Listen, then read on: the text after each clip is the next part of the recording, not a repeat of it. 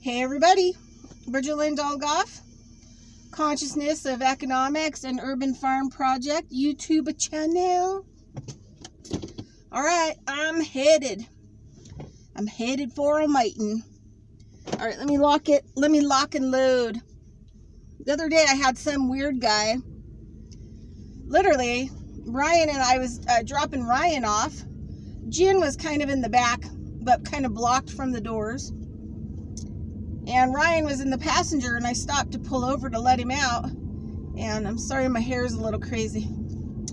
I was out collecting plant medicine. But anyway, the guy opened the back door. Just walked right up to the car, opened the door, like leaned in, like he was going to do something. And I was like, dude, Jen was growling. She couldn't really get at him. He kind of like took a look at the situation.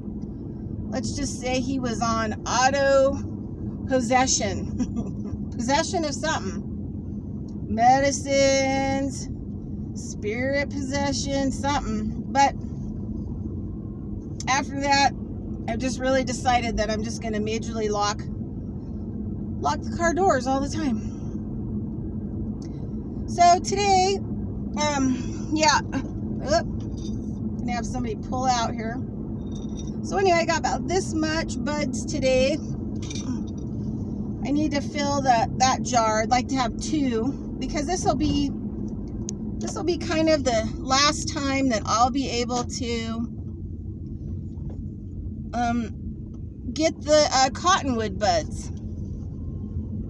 And there's some really nice buds on the trees right now. And those are what I'm collecting and making an oil out of for salve.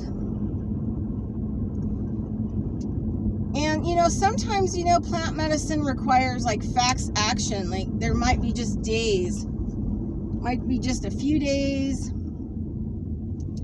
A week at the most. Sometimes you get longer. Sometimes, plants hang around a little bit longer. Just depends. But you have to be ready. You could kind of haphazardly schedule it in. Check on cottonwood buds. But ultimately, you have to be out there looking, especially when you're wildcrafting medicine.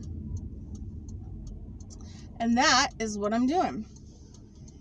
But because I've been going along the river, because cottonwoods like a lot of water, they like a little waterway. And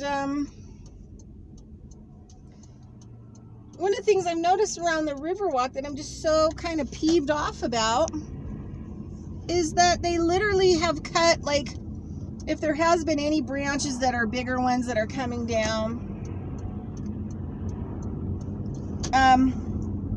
they've like cut those off. So I can't reach up, very few I found, which is kind of like typical. I end up having to sometimes go to 4 different locations to collect enough plant medicine, to make a tincture or make an oil. And whatever medicine that I collect, has to, hold on, we're going to have a bump. It's a bump!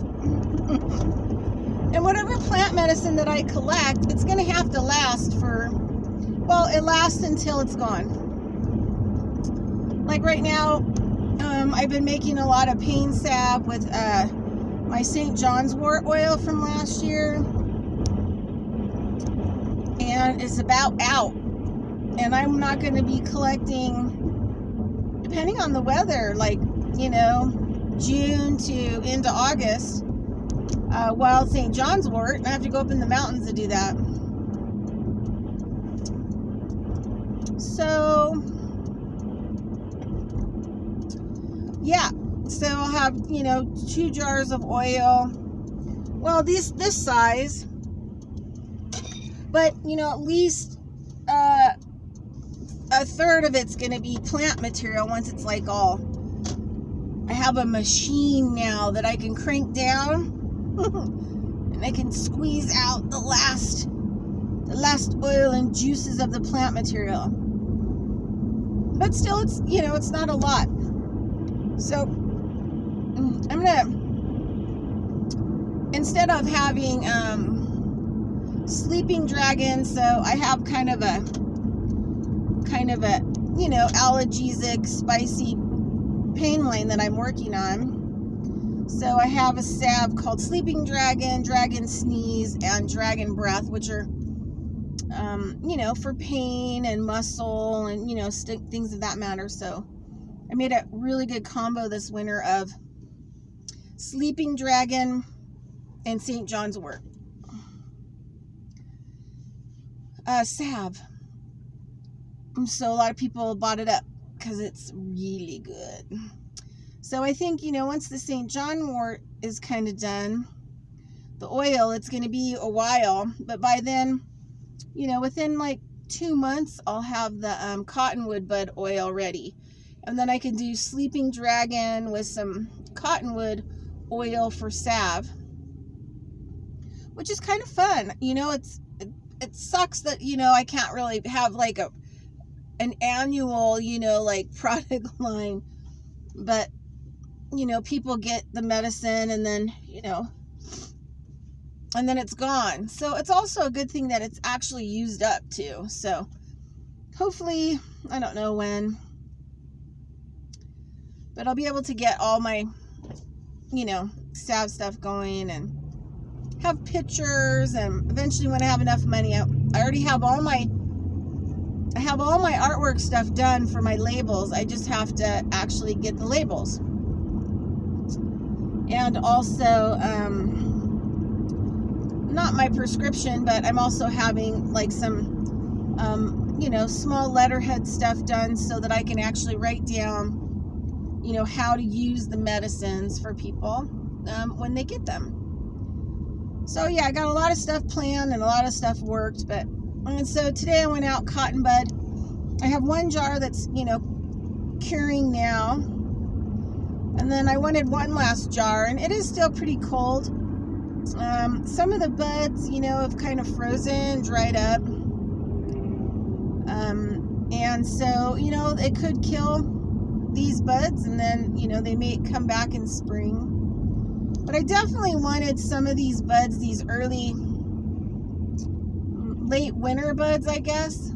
It's January, so because they're going to be a little bit hardier, and they're kind of the buds from the tree going fully asleep, and then now, there's actually sap moving in the tree because otherwise it wouldn't be budding. And when I was collecting today, even though it's far and few between because these people cut off the limbs that I could reach, so it makes it a lot harder, but that's okay. I'm willing to work for it because I know that, the trees are talking to me and they're communicating with me and, on levels like I might not be aware of. And one of the things that was kind of cracking me up today was this one tree started, basically a cottonwood. I was collecting her buds, and, she had this whole thing like, well, it's about time. And it reminded me of, like, I don't know how many years ago. And when I was working with a lot of dreaming medicine and I hit about the third attention, I noticed like trees wanted to talk to me.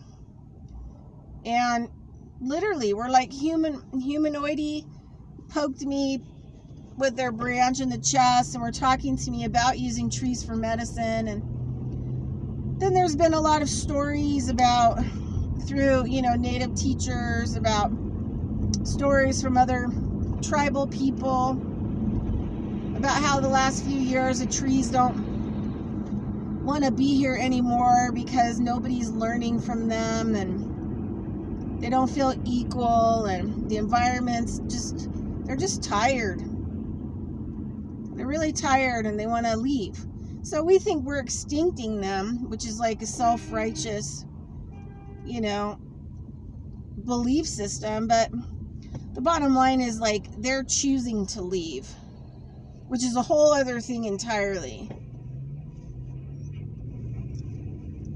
But yeah, it is about time. And because I'm learning about different kinds of, plant medicines, and tree.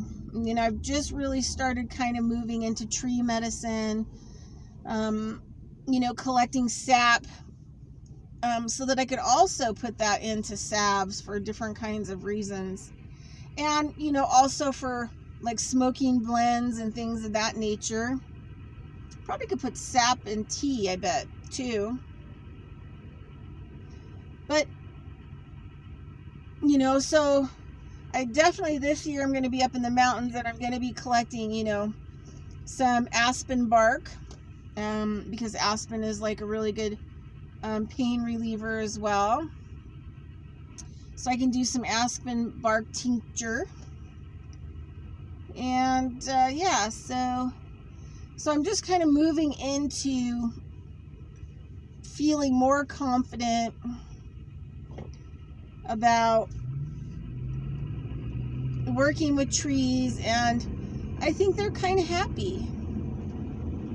I think that they're, you know, I've been working with trying to save them for a long time and coming up with, you know, different ways to do that.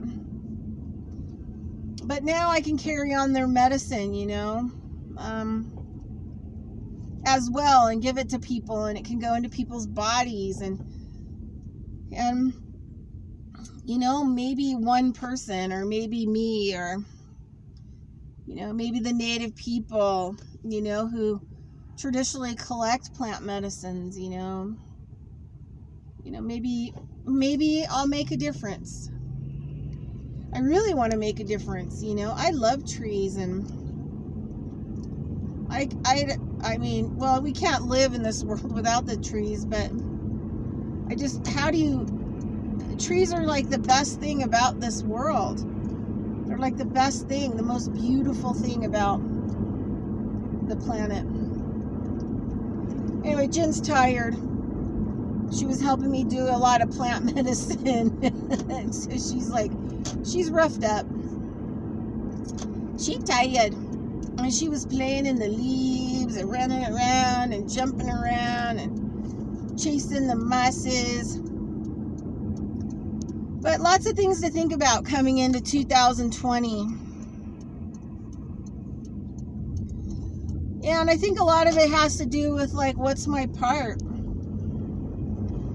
What do I want my part to be? And the only thing that makes sense to me, you know, is just the pursuing of, you know, plant medicine. And yeah, that's where I'm at. So anyway, I'm getting ready to go meet Kelsey in person, and we're going to do a purse smoke. Not a marijuana purse smoke, an actual tobacco purse smoke. And we're going to do a breaking ceremony. And so I've been really thinking about that too. About what kind of things do I want to break free of now. And I think I've been overwhelmed for the last, you know, few years, 10 years, really overwhelmed. It's hard to be kind of homeless because you got to have so much organization, and I mean, just, you know, it takes a huge amount of time and energy, and just the stress and everything else that's been going on. And so I've really been thinking about, like, I really want to break free of some, you know, like, emotional and mental stuff that I've had, like floundering, pessimism, cynicism, pity, you know, self-pity, you know, the edges, you know, my boxed in walls. I'd like to break free of those. So I think, you know, this is just in preparation for it. But yep, so that's what I'm doing. And I'm going to meet her. I think I'm a little bit late, but nothing I can do about that. Anyway, I think that's it. I'll let you know what I break maybe I'll do a little breaking video, and I can tell you what I decided I was gonna break loose of, break free of, break up.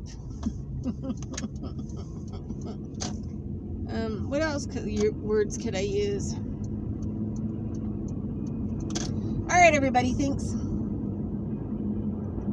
Yeah, 2020, a new ball game, but you know, we haven't seen what the pitcher hasn't gotten on the mound yet. But we're all out there, you know, waiting. We got a batter up. We got everybody out in the field. We got the catcher, the umpires are there. But the pitcher hasn't showed up yet. So, anyway. Yep. All right. Have a great day. Talk to you later. Conscious of Economics and Urban Farm Project. Bridget Lynn Dolgoff. Bye.